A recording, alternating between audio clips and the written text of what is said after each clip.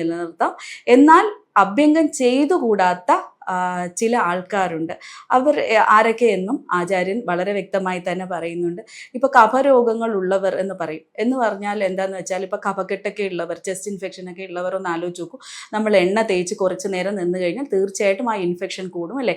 അപ്പോൾ അതുകൊണ്ട് കഫരോഗമുള്ളവർ പ്രധാനമായും അഭ്യംഗം വർജിക്കേണ്ടുന്നതാണ്. അതോടൊപ്പം തന്നെ അജീർണം എന്ന് പറഞ്ഞൊരു രോഗാവസ്ഥ ആയുർവേദത്തിൽ പറയുന്നുണ്ട്. നമുക്ക് ദഹിക്കുന്നില്ല, ഫുഡൊന്നും ഡൈജസ്റ്റ് ചെയ്യുന്നില്ല, നമ്മൾ അതൊരു ആമത്വം അങ്ങനെയൊക്കെയുള്ളൊരു കണ്ടീഷനിലേക്ക് ബോഡി പൊയ്ക്കൊണ്ടിരിക്കുകയാണെങ്കിൽ നമുക്ക് അവിടെ അഗ്നി കുറവായിരിക്കും. അഗ്നി കുറവെന്നാണ് ആയുർവേദത്തിൽ പറയുക. അതായത് നമുക്ക് ഡൈജസ്റ്റീവ് എൻസൈംസ് ഒന്നും പ്രോപ്പറായിട്ട് വർക്ക് ചെയ്യുന്നില്ല. അപ്പോൾ ആ അവസ്ഥയിൽ നമ്മൾ ഇതുപോലെ അഭ്യംഗമൊക്കെ ചെയ്ത് കുറേ നേരം നിന്ന് കഴിഞ്ഞാൽ നമുക്ക് ആ കണ്ടീഷൻ കൂടും. സോ അത്തരത്തിലുള്ള കണ്ടീഷൻസിലുള്ളവർ ഈ അഭ്യംഗം ഒഴിവാക്കേണ്ടതാണ്.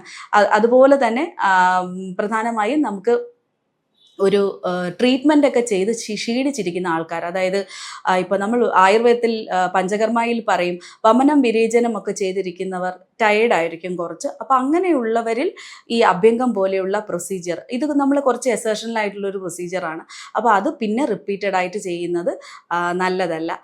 പഞ്ചകർമ്മയിൽ ഇതൊരു പൂർവ്വകർമ്മമായിട്ട് അഭ്യംഗം ഉപയോഗിക്കുന്നുണ്ട്.